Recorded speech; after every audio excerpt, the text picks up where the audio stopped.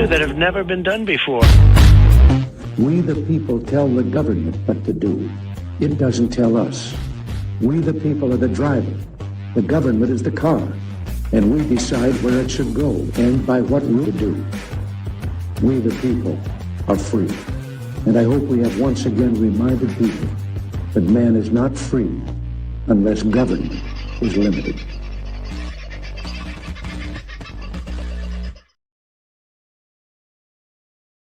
Right, hey, that'll make it easier, and I better take that picture off too. How are you tonight, folks? God, I'm sorry, my eyesight must be playing up.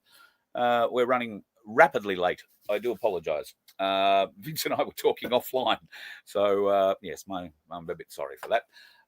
What an interesting day it has been, and I say that with my tongue firmly planted in places where it probably tastes reasonably nasty. There's one thing really I want to talk about tonight, and I find it interesting from a number of perspectives. It's been instructive to learn a bit about those people who write the articles that are used to help form government policy in various different areas. And today I've been able to spend a bit of time investigating quite deeply a fella who has decided he'd write an article about the freedom movement. And it was only sent to me today. Thank you, Karen. But I found it quite interesting, and I will read it to you in its entirety. The gentleman who wrote it is a fellow by the name of Dr. Jared Gill. Now, he's an independent researcher, he says, and I've got to say, based on what I've seen here, his research is, well, not real flash, I'll be honest. I mean, he might excel in other areas, but just in the bits that I've seen here today, not so much. He might excel on the bigger terrorism arguments, maybe, rather than the little ones, because we are apparently a little one. So I'm going to read you this article. Do you want me to share it with you so you can read along? Maybe you'd like that. Let me see if I can do that. Okay. So this is available on a website called gnet-research.org. I will copy and paste it. So if you want to go along and have a bit of a look at it, I'll paste that up in the chat in a second, and you can go and have a look at it when you feel the urge. But this fellow is quite a prolific writer, so there is quite a lot of articles that he has put out, and I guess they all get to feel pretty important because they're talking about very serious subjects, and I don't want to make light of those subjects in any way, shape, or form. What I am going to talk about tonight is how accurate they seem to be. And these are the analysts that help form policy in this country, that help crush we the people. So, like I say, this bloke's name is Dr. Jared Gill, and his article, An Insight, goes like this. Australian Security Intelligence Organisation, that's ASIO, Director Mike Burgess recently warned that the next terrorist attack in Australia is likely to be carried out by an individual or a small group, likely acting with little or no warning in response to a catalytic event or a failure of an affiliated group to satisfy their needs. In other words, what is commonly, though erroneously called, lone wolf or lone actor terrorism. In actual fact, these lone actors, while unable or unwilling to join defined groups or even act collectively, still come to violent extremism through a process of socialization. During this process, groups are replaced by loose networks of radical milieus. Ties are weak, transitory, and unclear, though still potentially of great consequence. As such, I will refer to these as small-scale terrorism, to avoid any implication that they occur truly independently. I don't quite understand that line. Can I just read it one more time? I will refer to these as small-scale terrorism to avoid any implication that they occur truly independently. So that line is trying to link everybody together as co-conspirators, maybe. That's certainly what it sounds like to me. Anyway, let's move on. plenty of holes to pick in this thing, so let's not slow down. These attacks are prohibitively difficult to predict in a timely manner. In the wake of the Williambilla shootings, now officially termed Australia's first Christian extremist terrorist attack.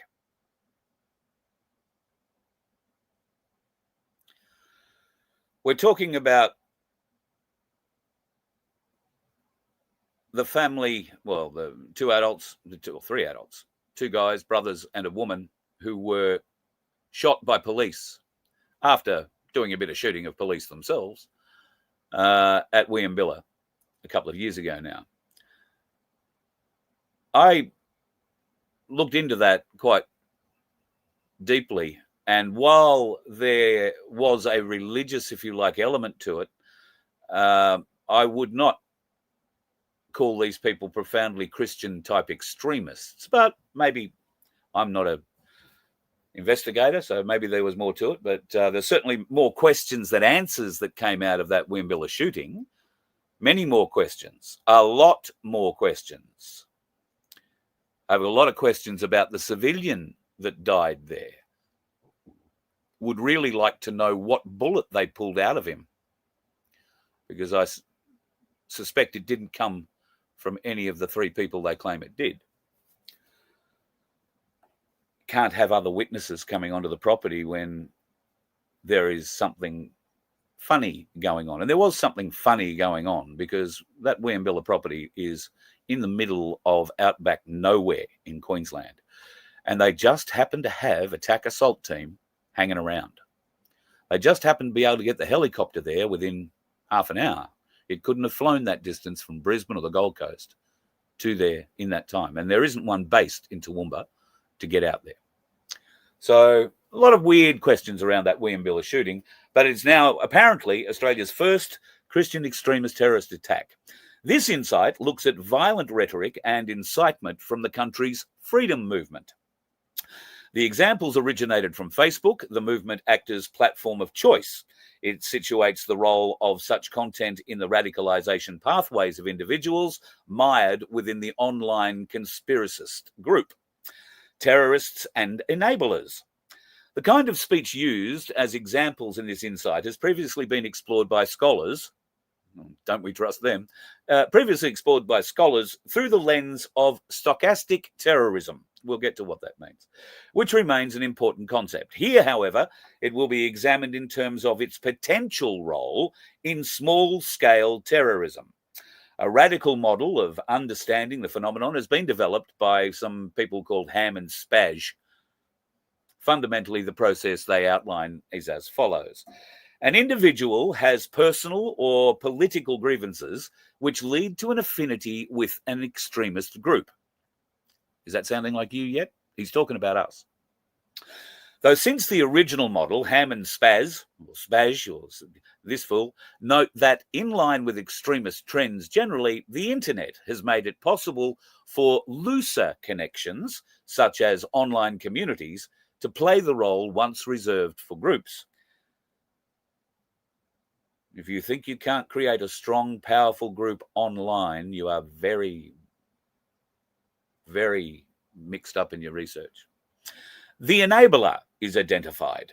The enabler is an individual who directly, though unwittingly, assists in planning an attack, or who provides indirect support through encouraging, excusing, or ideologically validating terrorism. This is the part I suggest movement messengers, such as those discussed in this insight, play a part by imparting violent fantasies of death and domination to their followers. Finally, the soon-to-be terrorist broadcasts their intent through means such as a manifesto, online posts, or interpersonal communications, and then some kind of triggering event or catalyst sparks action. Ham and Spaz make this observation about enablers. Since 9/11, 67% of lone wolves were enabled by others. Doesn't make them lone then, does it? Just saying. And almost all of this enabling was indirect.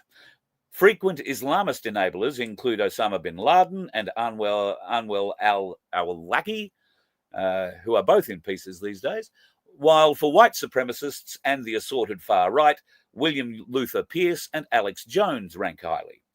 In the contemporary moment, a pantheon of conspiracist micro-influencers in Australia and globally are ready to take on the role. Next, I will discuss some of the striking examples of this phenomenon from Australia's freedom movement. This is where it gets interesting. Well, it's been interesting all the way through. Not very accurate, but interesting. Death sentences. The Australian freedom movement started out with a focus on opposition to lockdowns and vaccine mandates, but grew to encompass a range of right-wing conspiracist views. One of these is a QAnon-adjacent preoccupation with political opponents and the general LGBTQABC+ community being pedophiles. That is an extremely broad statement that the freedom movement generally and broadly attacks the ABC movement. We don't pay them much respect because they feel they deserve more respect than they have earned from us. But it's not that we dislike them or anything. Just don't go forcing your putrid ideals down our children's throat. Don't go converting our children in kindergartens and libraries. Don't go bringing drag queens in to read them, what would you call them? Rainbow nursery rhymes. There's no need for that, and that's what the freedom movement has identified, as has the large majority of the community at large, not just the freedom movement. People, right-thinking, normal, moral people who may not be in our movement and who probably held their arm out to be jabbed, they're the ones that are part of this too. But anyway, one of these QAnon-adjacent preoccupation with political opponents and general LGBTQA community being pedophiles. Such rhetoric has become common among the far right as an effective way to demonize the other. Well, they were doing a pretty good job of demonizing us at the time, if I remember. A mainstay in Australian conspiracism is the discussion of the 28. That's referring to a list produced by then Senator Bill Heffernan purporting to name 28 high-profile pedophiles, including prominent Australians and one former Prime Minister. Heffernan has never elaborated on the contents of the document, but has alleged widespread corruption within the government for their failure to investigate further. Unsurprisingly, this story became a key part of the Australian QAnon narrative and is also a common refrain within the freedom movement. That is the end of his discussion on the 28. His assessment of it, Heffernan has never elaborated on the contents of the document. That's because Heffernan no longer has parliamentary protection. And he has had the shit scared out of him. I know, because me and many other people have approached him to come and talk about it, and he refuses to, even though he still has the list. So whether or not Bill has been gotten to, or I think Bill is just of an age now where he just wants to end his life happily and live out his days and not be, too hassled. And look, I suppose there's an argument to say you can't argue with him on that point. But this researcher, this extremism terrorist analyst, has struck on and accurately identified one of the big points, the 28, but then glosses over it without giving what is the truth of the matter. Heffernan had those names in Senate estimates, and he had one Liberal who, I've forgotten the, Brandis, who was the Attorney General at the time, in front of him saying why. And Brandis, and I don't know if it's still available on YouTube, it used to be, but Brandis's reply is very telling. And that is that if the truth were to come out, the Australian people would lose faith in the Australian government. That's not a conspiracy theory. They are words that came out of George Brandis's mouth in Senate estimates while he fronted Bill Heffernan. So Dr. Gill here doesn't seem to think any research is required into that. clearly. He just wants to acknowledge it, but doesn't want to actually say there's smoke there could well be fire, because where there is smoke, there is, well, usually. But anyway, we'll see what happened. Anyway, Heffernan has never elaborated on the contents of the document, but has alleged widespread corruption within the government for their failure to investigate. Further, unsurprisingly, the story has become a key part of the QAnon and Australian freedom movement perspective. One individual with whom the story of the 28 has resonated is Ricardo Bosi. Bosi is the leader of the Australia One Party, a far-right group that entertains a range of popular conspiracy theories. Bosi is a former Australian Army Special Forces Lieutenant Colonel and military advisor. He recently ran as an independent in the New South Wales state election, as Australia One is not officially registered. Bosi's running mate was David Guru Graham, a concreter from Wollongong and prolific producer of conspiracist Facebook live streams. Along with running for office, Guru was recently charged with the stalking and intimidation of a staff member at a local radio station. Actually, I think he was charged with different things, but anyway, research. Anyway, in a Facebook video, Bosi implicates a wide range of individuals and institutions, including government, charities, schools, universities, and churches, as being complicit in covering up the crimes of the 28. Bosi considers this to be treason and worthy of the death penalty, stating, "The case can be made that many are already guilty of treason, but if any remain silent in the face of an obvious attack on Australian sovereignty, they will have signed their own death warrants. Remember them, remember their names and who they are." I remember him saying that. Carl Liebold is an active member of the Freedom Movement and a supporter of Australia One and Bosi. Liebold produces a video series called Voices of Freedom. Great researcher, couldn't even get the name of the show right. Great research. During one of these episodes, Liebold takes aim at a critic of himself and the freedom movement. In it, he states, "Whether you believe it or not, the penny will drop one day. They'll find you guilty, you'll get a last meal, you'll be taken outside, and you'll be shot or hung." Or hanged, it should be. I did say that. John Wilson came to the freedom movement through a different path than might be expected. Wilson previously held various prominent union roles. For 3 years, he was president of the Peak Trade Union Council in Canberra and is the former state secretary of the Construction, Forest, Mining and Energy Unit. That's the CFMEU to you and I. He was also a candidate for the Pirate Party of Australia, a small social liberal political party. However, since affiliating with the freedom movement, his militancy has taken an authoritarian turn. In a Facebook video, he states, "We need people with the ability to enforce law and order. That's the military. And secondly, we need some laws in which to enforce. That's martial law. And that's our only salvation in this situation." Valid point, I think. In the past few years, it should have become apparent that rhetoric around executions and military takeover is not harmless, regardless of the immediate threat that its speaker ostensibly poses. The speaker doesn't pose any threat. The speaker is asking the military to stand up and protect us because the law enforcement agencies in place in each state and territory of this country are captured. They don't work for the Australian people. Unfortunately, our military is also captured. The boys at the top, they issue the orders. Orders flow downhill. And what happens in the military? You never question an order. An order is an order. You do it. You shut up, you do it. And that's how they've been trained. That's how they've been programmed. That's how they've been brainwashed. Now, I understand when an order is given, there is a need to follow that order, not to second guess who's giving that order.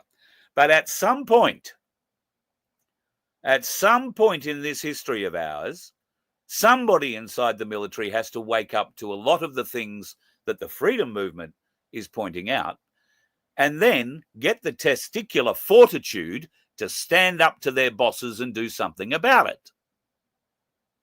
Now, I'm not suggesting they walk in there with whatever guns the military are toting these days. I don't know if we're still running around with a Steyr or not, and shooting everybody. I wouldn't recommend that to be the case.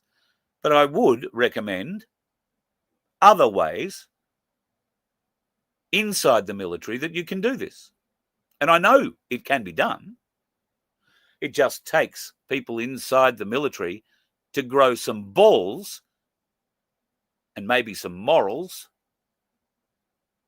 and understand what's truly happening to this country and saying enough is enough. It's that simple. Let's get back onto this. In the past few years, it should become apparent that the rhetoric around executions and military takeover is not harmless, regardless of the immediate threat that its speaker ostensibly poses. At its height, QAnon was a masterclass in this concept, a grand narrative of military takeover and mass executions in service of a war of good against evil, providing the catalyst for various small-scale acts of violence. While that name has been shed by much of the conspiracist right, its dangerously unpredictable character remains, especially if the white hats come out of, all those military planes we're inviting in from America and other nations. Discussion and conclusion.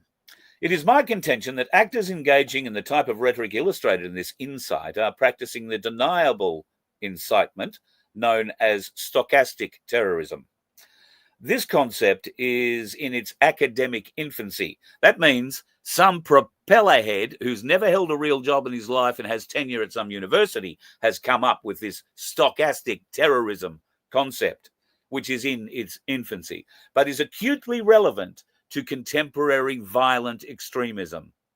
Likewise, while stochastic terrorism gives a name to the actions of those who incite violence, the model developed by those two other spazzers accounts for the journey of the incited, wherein at the enablement stage, the stochastic terrorist throws kerosene onto the fire. I've been throwing kerosene onto the fire for 5 years. I couldn't light a match with the result.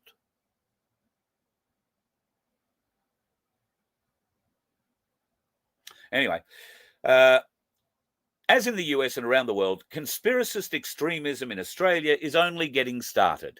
In recent days, a popular surf lifesaving club in Wollongong cancelled its Youth Pride event after a TikTok video was released by Guru, urging supporters to show up and confront staff at the venue. As the New South Wales election grows closer, the audience for such messages from Graham and his running mate Bosey will likely grow. It didn't. Australian Home Affairs Minister Claire O'Neill has recently conceded that current processes and legislation are ill-equipped to address the threat of small-scale terrorism. Counter-terror laws designed to combat jihadist groups are unlikely to be effective.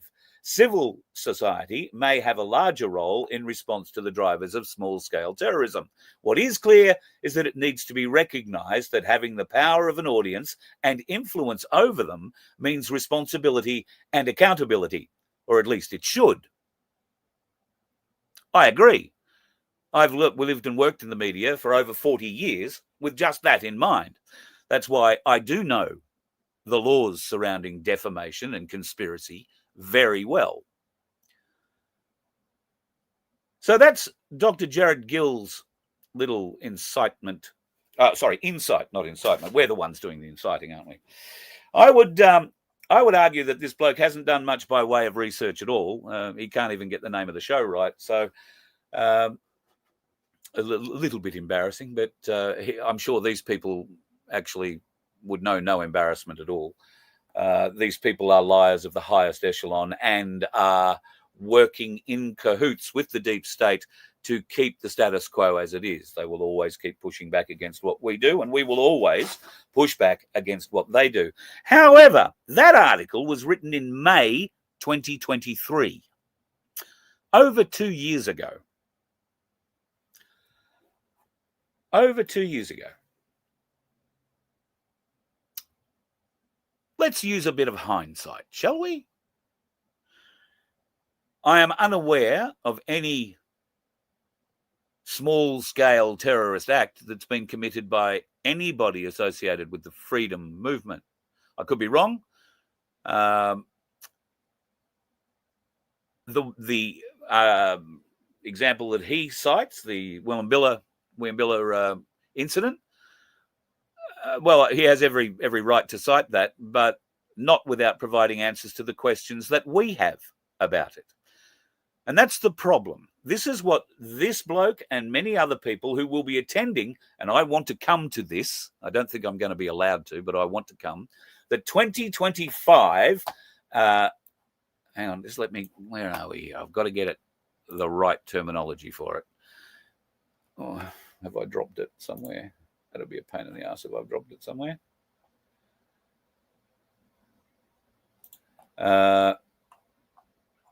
Avent, which is AVENT, is holding a symposium at a security conference in Melbourne. I think it's in Melbourne at the end of this month. And boy, I'd love to pick up the phone and ring Bosie and Guru and John and say, why don't we all go to Melbourne and stand at the front door of that hotel where they'll be having the symposium and shake the hands of everybody that goes in? Why don't we put it forward a united front and see what happens? Let's go and have a conversation with these people who seem in fear of us. Now, maybe that fear is subsided because we're 2 years down the track and this bloke's research has proven to be full of shit, hasn't it? And yet policy was formed on that. I was approached by an ASIO agent. I'm sure the others have been. I was lucky enough to pick this guy as he walked up to me. And I think he was very well aware that I'd spotted him for what he was, listened to his story, smiled politely, let him walk off, and we've never spoken again. But that bloke also happened to be trying to get into John Wilson as well, and he did it in a very sneaky way. He pulled up in a boat and tied up on the same finger that John's boat was tied up on, became a yachty.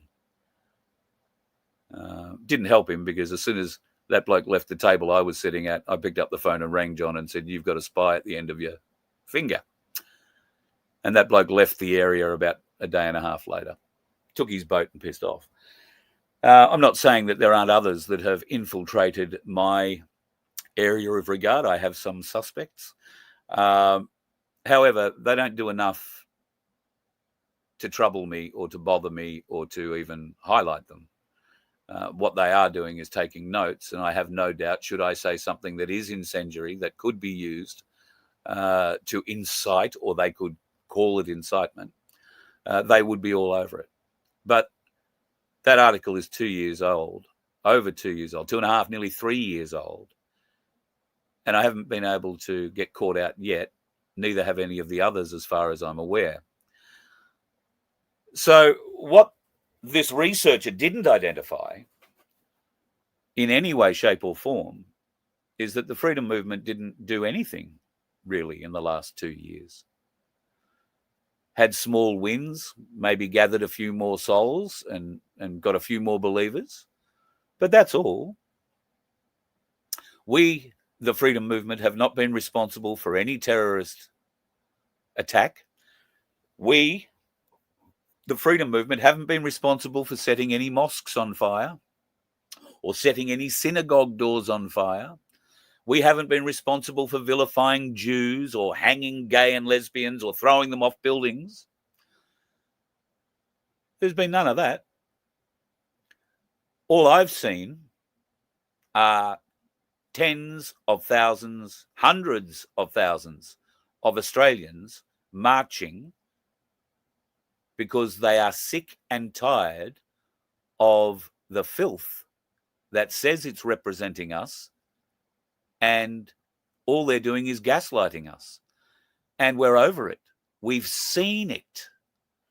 The gaslighting has to end. But when you've got government players with the intelligence level that we've been able to vote into that place, they don't really give a shit about anything we think, say, or feel, because they don't work for us. Remember? We didn't vote them in. We just went out on a Saturday, had a sausage, met a few people, and ticked a few boxes on a bit of paper. We didn't vote them in, and I will, until I can be absolutely proven wrong, I will believe in my heart that the Australian Electoral Commission is responsible for the oversight and rigging of elections. There is no clear, defined path. There are very defined and clear laws about elections and the way they must be conducted. Our AEC breaks those laws on a regular basis at every election, whether it be state or federal. We have no oversight to the voting. It is very difficult for minor parties to get scrutineers. And when those scrutineers are found and they do decide to dedicate a whole day to peering over people's shoulders, making sure that the right boxes are being ticked and that the right count is made, well, if there is no one for your party doing the scrutineering, how do you know where those votes go? I mean, I'm sure they're all being dressed up and painted up in the voting places, in the polling places. They're all being dressed up right there because you can't keep that big a conspiracy from so many people involved at that end of it. The count, where it comes back into a central counting place in whatever region, and then those results are reported through to the main tally room. That to me offers a phenomenal opportunity for some fudging of the lines. Now, maybe the AEC can prove that there is definitely no fudging of the lines, but I have contact with people who have been scrutineers, who have been workers for the AEC temporarily, and they've seen enough things that make them go, and when they ask AEC full-time employees, they are either rounded on, told it's none of their business, just focus on what you're meant to be doing, or thank you very much for your time, we don't need you anymore. How can we trust our election authority when they treat those people who are prepared to exercise the community duty of working at a polling place and of particularly scrutineering votes? And as those votes get clumped together, and eventually somewhere in Australia there must be a big warehouse with a whole heap of paper votes in it, why is it impossible to get those audited? Why does the AEC or the government of the day refuse to allow us access to that, independent access? Why is it impossible for the people to get a count on the vote themselves? Because it is quite clear, rightly or wrongly, that the people have lost faith in government. Not a particular government, just government, all of it. Because those actors in those positions in government have shown us time and time and time and time again that they will do whatever the hell they like. And if that goes against what is best for you and I, the Australian people, to hell with us. Why? Well, there's UN money to be found, or there's a bribe to be paid, or a bribe has been paid, and you've got to look after the lies to keep the whole thing going. Oh, climate change springs to mind. And the greatest liar, the greatest gaslighter, no, he's not the greatest, he's a horrible human being and isn't very good at what he does. I'm talking about Chris Bowen. Now, that lying piece of filth will stand there, look you in the eye, and tell you absolute lies about how successful renewable energies are going to be for this country. I can tell you exactly how unsuccessful it's going to be. And all you need to do to figure that out is to look at big business in this country, big power users. Let's think about, aluminium smelters to begin with. Now, aluminium smelters take hundreds and hundreds, if not billions of dollars to build. It would take hundreds of millions of dollars, if not billions of dollars, to pull it down. And that is exactly what the largest aluminium smelter in this country, down in the Hunter, is talking about doing. at the end of 2026. Because why?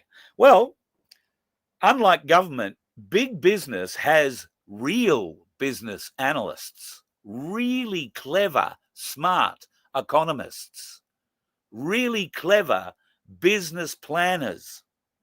And they don't just look at what's happening in the next week, the next month, the next year. They look at what's going on 10 years, 15, 25 years down the future, because they need to be able to plan for all of it.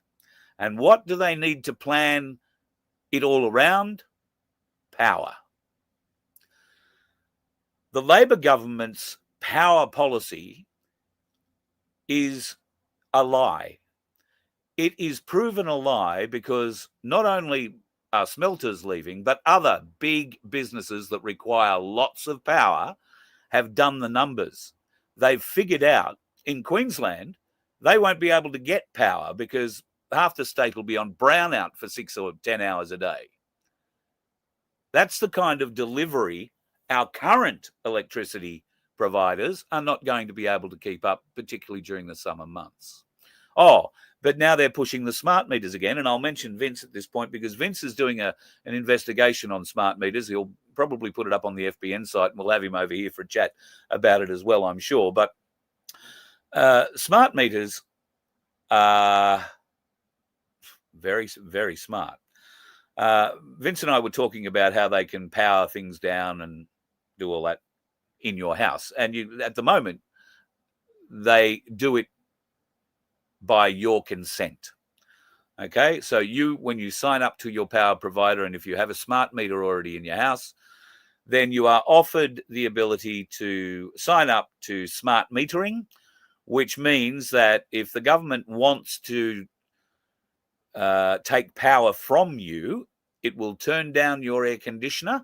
It'll still say 21 degrees or whatever you've set it at, but it'll be 28 or 30 degrees where it's working, because all it does is it pushes through a lower amount of power. It won't drive the compressors as hard, and therefore the air conditioner will not work and you will get hot.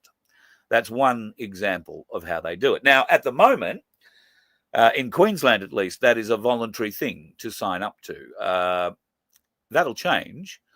Eventually, that will be when every house has a smart meter in it, because not all of them do currently. A lot of people have resisted having anything added into their power box and have resisted with great vim and vigour, can I say. I don't know that they've always succeeded, because at the end of the day, the power box is put in and owned by the power company.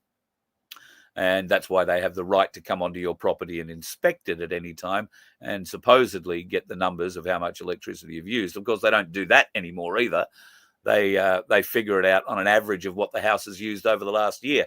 So if you happen to, move into a new house or a house that's been vacated by somebody else, and your first power bill is, $10,000, and you've only got, one fridge and one electric blanket on your bed, and a few lights that you keep going, and a TV maybe once in a while, and you wind up with a bill of $6,000 for the quarter, you might be asking yourself, well, shit, how did that happen?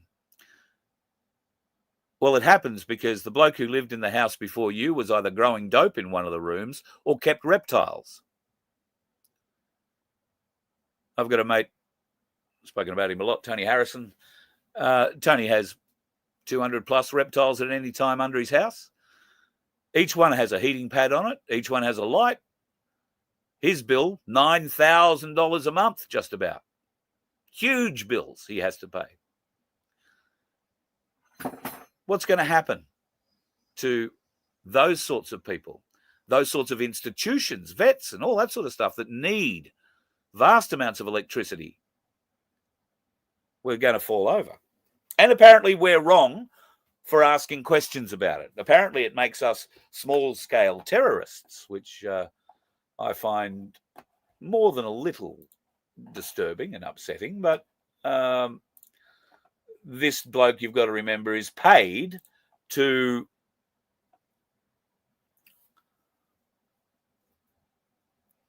provide biased information. He won't say it's biased. he'll say, oh, no, it's well researched, it's this, that, and the other. But the bloke couldn't even get the name of the show right. So how much research did he put in? Had he bothered, he could have rung me, or he could have emailed me, carl@vofhq.com. I say that, God knows how many times in every show. Had he have reached out, would have been very, very interested in having a chat. And after I got this article today, I did reach out to him. I did a little research myself and found him and sent him an email, which was probably a little biting, maybe a bit insulting, maybe a bit of ridicule. I'm not proud of it, but these people need to be held to account. This bloke came up with so much bullshit nearly 3 years ago about Bosie, about Guru, about me, about the pirate. And what's come of it? What would his analysis of us today be? Oh, well, there's 4 Australians who, got audiences, but, thankfully, Australian audiences, the Australian audience, the awake audience that they do have isn't large, and the rest of Australia is so apathetic and lazy that they couldn't be bothered doing the research to find the truth anyway. So that's ostensively, I'll say that, all the results we've got in the last 2.5, 3 years. Nothing much has progressed forward, has it? I mean, if I'm talking out of turn here. So these interesting little groups, these interesting little companies, and this very interesting little man who is putting on a security seminar, the 2025 symposium. Would you like to learn a little about who Jared Gill is? I read this and I thought it was quite funny. Hardly surprising, sadly, but have a listen. This is his bio about Jared. Jared Gill's an independent researcher and analyst. He received his doctorate from Curtin University in Canberra, no less.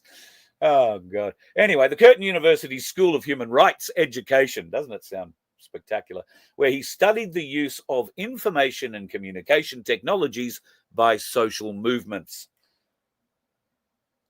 More like bowel movements, I would have thought, but anyway. His current research concerns the far right and conspiracism in Australia. Previously, and this is where it gets interesting, Jared has been involved in a number of research and advisory projects as a consultant. He was part of a small team providing advice to the Office of the E-Safety Commissioner on the implementation of Online Safety Act in 2021. I can't talk to you now, Mum. And worked as a researcher on a countering violent extremist program for the Department of Home Affairs during the height of the Islamic State's activities. Currently, he's part of a research project with Deakin University exploring the intersection of extremism, mis- and disinformation, and natural disasters. Because they're a confluence, aren't they? Natural disasters, extremism, and mis- and disinformation. I wonder whether or not this bloke actually has enough unbiased ability inside him to look at the mis- and disinformation that has been spread about COVID. I did ask him in the email. I may have suggested that he got jabbed, and I would have thought he did. I may have explained to him about the IQ test in pretty direct terms.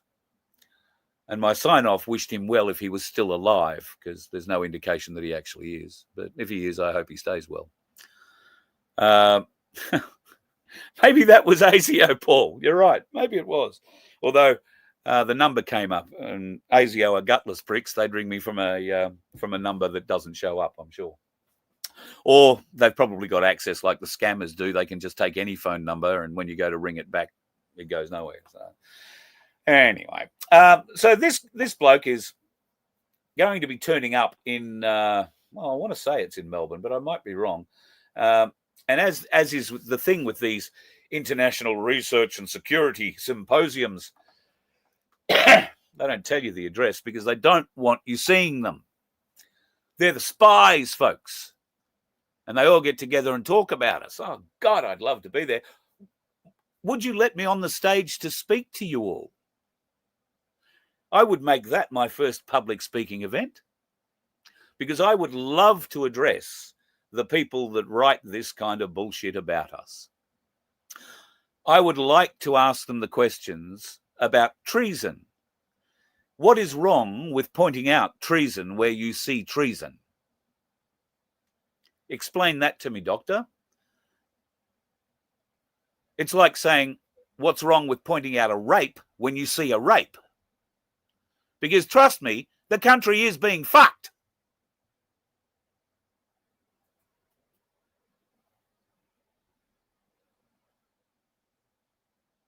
This doctor, I would like to ask many questions about the Constitution. We know he can spell it. Does he actually understand our argument around it? Has he bothered to research it? I did suggest many ways he could research the constitutional argument. I also suggested that he's probably one of those people that puts sovereign and citizen together and insults anybody with a modicum of intelligence by doing so. He may or may not be smart enough to figure out that it's an oxymoron, but still would use it. I would ask, I wouldn't ask, I'd tell them how that worked if I would speak at their symposium. I would explain to them the difference and why those of us that have done the research have legitimate questions. Now, those questions only get stronger and more loud as time goes on.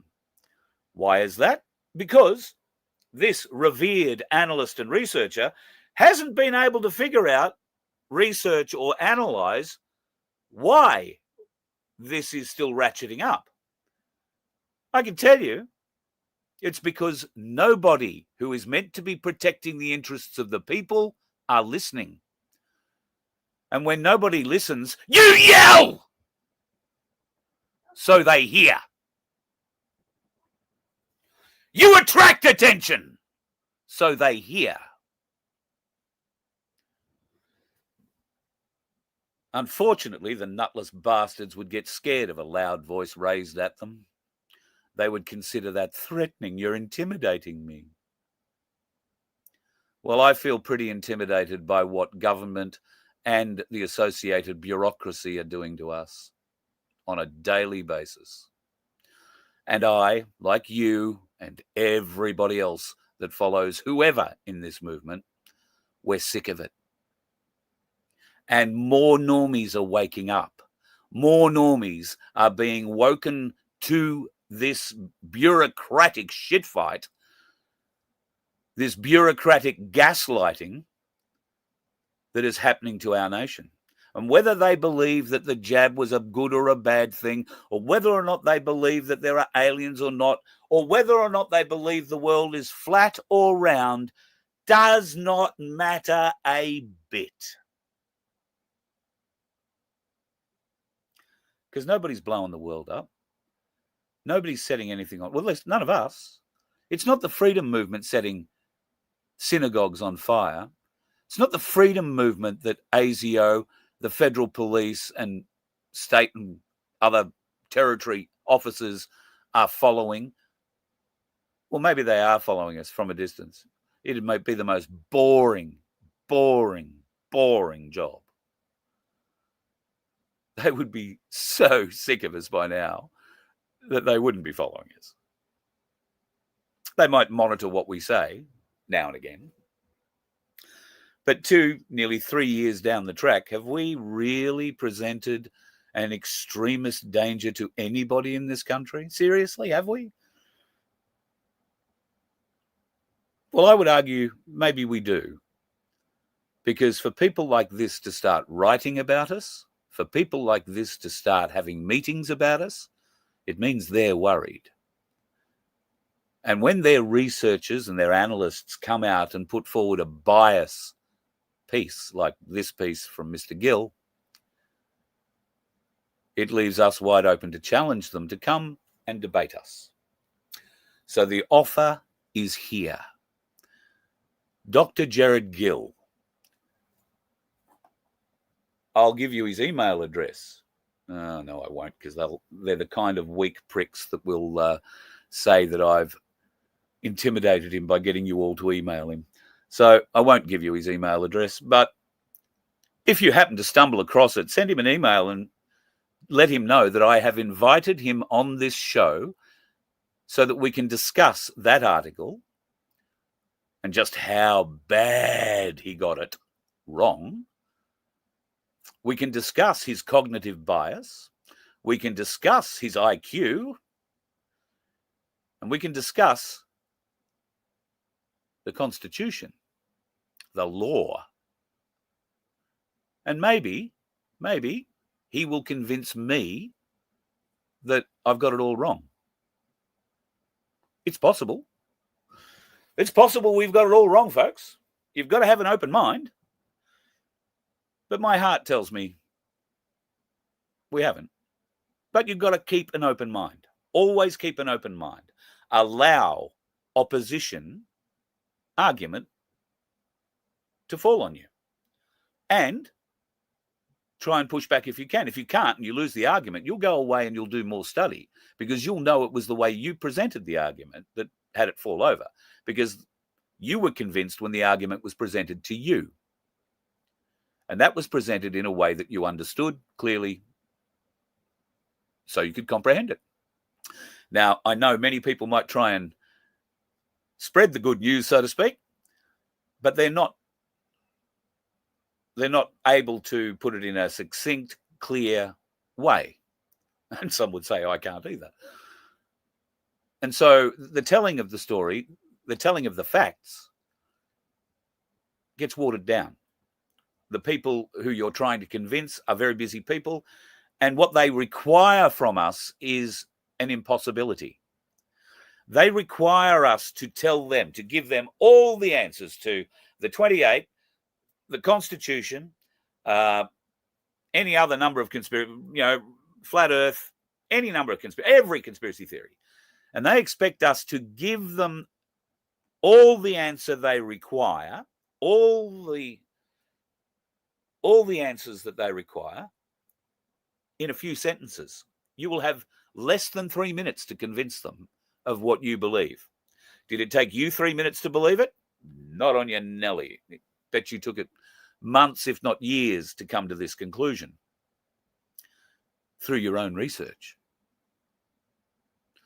Now, those people who cut you off at 3 minutes and say, it's all bullshit, it's all full of shit, and you can't change it anyway, draw a line under them, say, thanks very much, it's been fun, move on. These are people that are never going to be convinced. These are people who have swallowed the brainwashing, swallowed the programming, live the cognitive bias. We will never get them through. But when Jassara comes through, there you go, Jassara signed into military law. Yeah. Well, 16.5. So I'm gathering that was the 16th of May. Okay. Well, we know that, we believe that the QFS is running in the parallel universe, if you like, with the Fiat system. So if Fiat falls over, then that one's meant to pick it all up. What will the people say? What will the normies say when that happens? What will they say when they get all the taxes that they've paid in their lives given back to them? Which is the promise.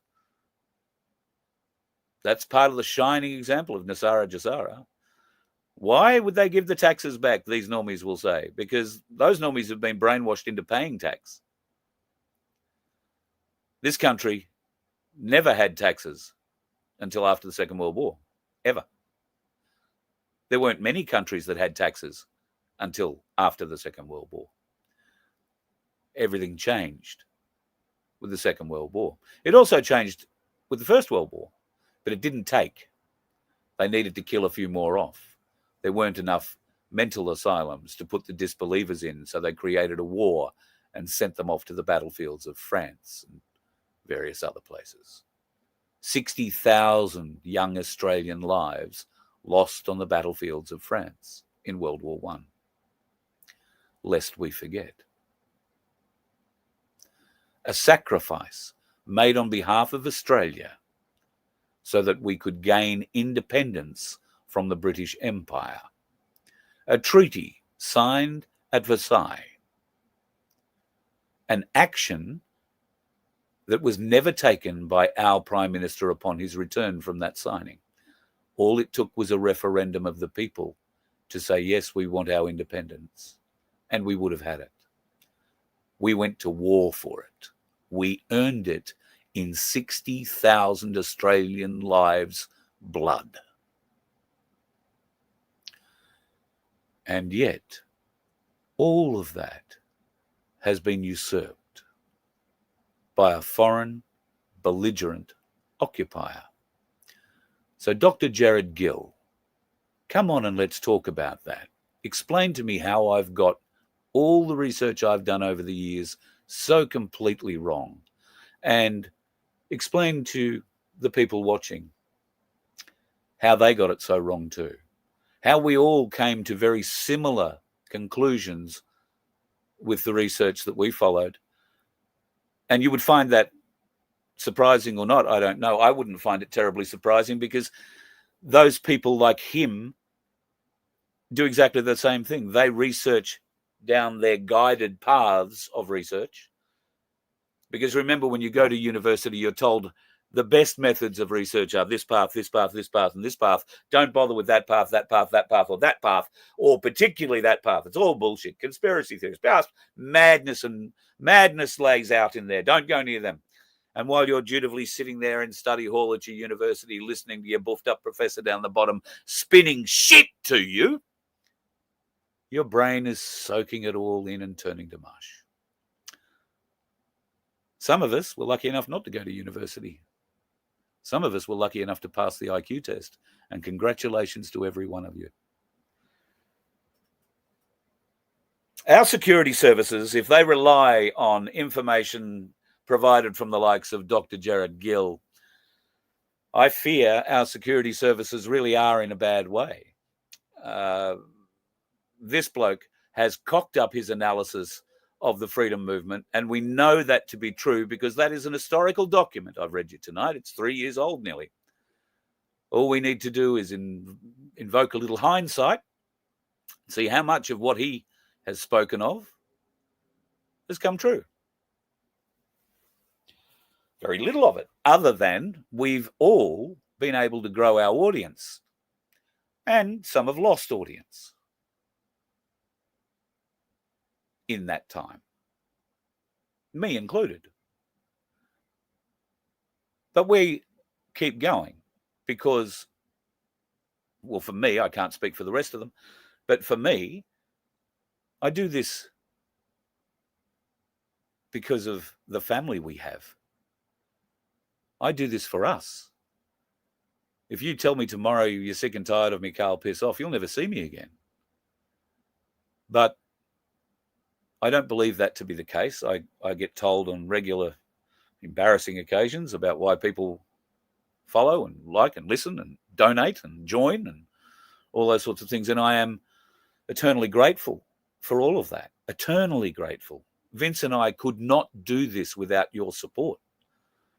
And we're going to be calling on it because there are changes coming, folks. Big changes. Coming to the Voice of Freedom, coming to FBN, and we want you to be part of that.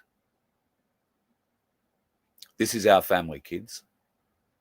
I will protect you as best I possibly can, and I would hope it works the other way. And if you can't stand up and protect us, maybe you can help us by buying a ticket in our lottery, or buying a windsheeter or a cup or a hat or a T-shirt or whatever Vince has come up with, because there are some new offerings we're going to be putting up, and help us try and wake up more people. We're not trying to hang people. We're not turning up with ropes and AR-15s to take over Parliament House with a view to hanging people from that horrible piece of filth they call a flagpole above it. Although you could put a few up there. That's not what we're about. We're about a lawful process. But we are pushing a big pile of shit up a very steep hill.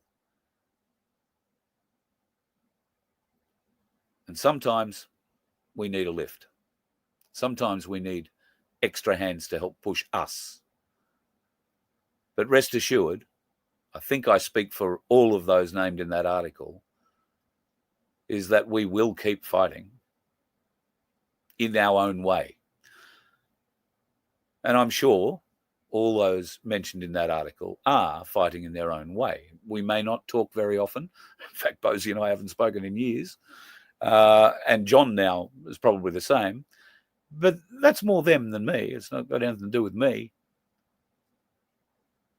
They've got my phone number. I've got theirs. I've rung them. They don't answer.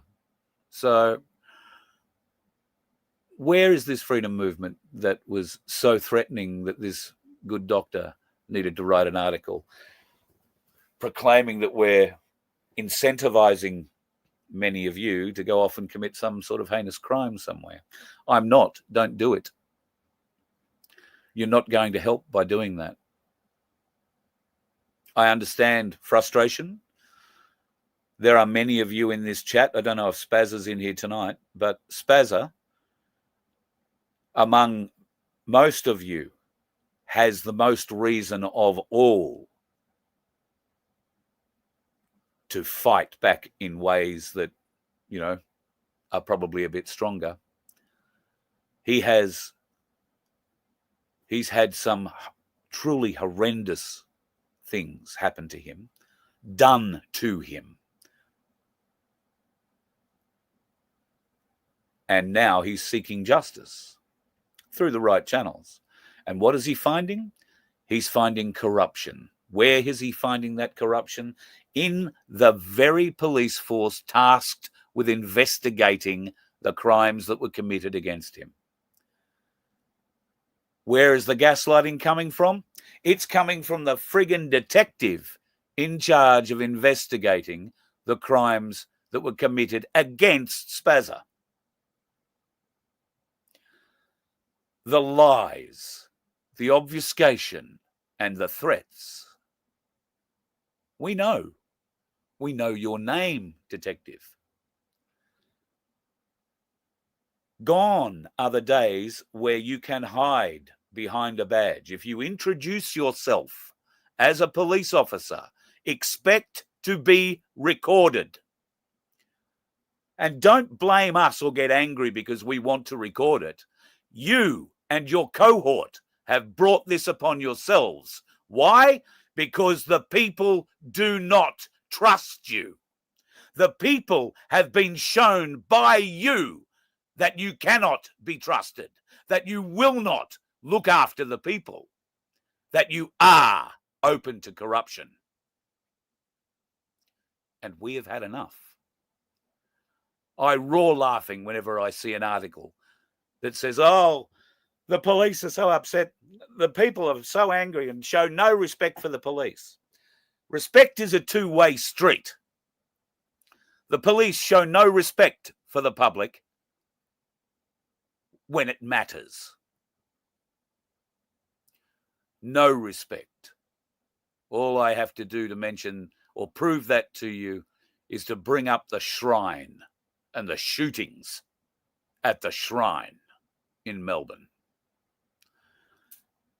The filth that ordered police officers to fire rubber bullets and associated other people from shotguns at the shrine need to be brought before a court, need to publicly justify that decision.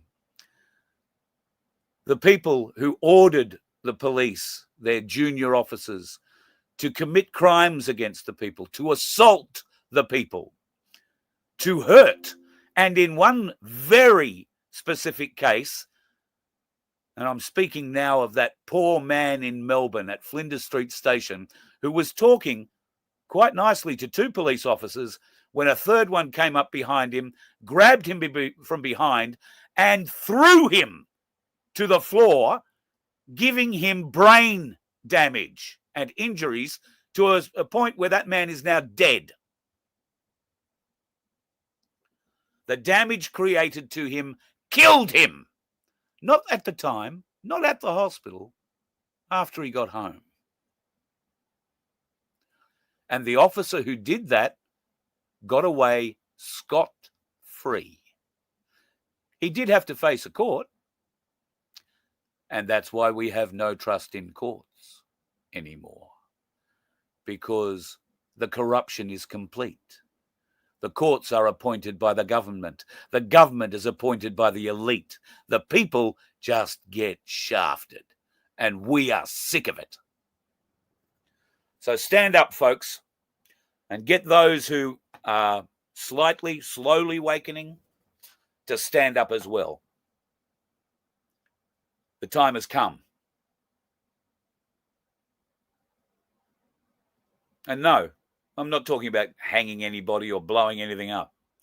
I'm talking about making these people accountable. The bureaucrats, the politicians, the big pharma operators. It's time they were made responsible. And the bureaucrats. Oh my God, the bureaucrats. Have you been watching estimates? Go and have a look at estimates. And I'm not having a go at women here, but just go and have a look at how many women are running this country. Because it's nobody in the government is running the country. Be aware of that. It's the bureaucrats that run the country. And for the last number of years, women have been in charge of the bureaucracy from top to bottom. And quite a few gay and lesbian ones. I suppose you can't have a gay woman, they're lesbian, aren't they? But anyway, you know what I mean. I'm not saying that there's anything wrong with that. I'm just saying there is a bit of bias involved in our bureaucracy. And the problem with our bureaucracy is once you're in it, you've basically got to go and take a shit on your boss's desk before you can get sacked from it. And if you do get sacked from it, there'll be a huge payout. Because they don't want you going away and telling the secrets that you might have learned while you're in the bureaucracy. If ever there was a time, folks, where you would wish... I probably shouldn't say that. I won't say it that way. What I will say, folks, is I've gone over time after starting late. You've let me decompress a little bit, which I thank you very much for. And I hope that at some stage we can unite together and show these bastards what it's really about. Yes, I see you waving wonder. I just want to say hello, ASIO. Hello, ASIO. Hello, ASIO. Hi, ASIO. Yeah, if we haven't attracted your attention tonight, then well, we're obviously not doing the right thing. If you are coming to see me, ASIO, please don't be one of those dickheads on the roads. You can just be a dickhead when you get here. You let one ant stand up to us, then they all might stand up. Those puny little ants outnumber us 100 to 1. And if they ever figure that out, there goes our way of life. It's not about food. It's about keeping those ants in line. That's why we're going back. Does anybody else want to stay? Let's rock!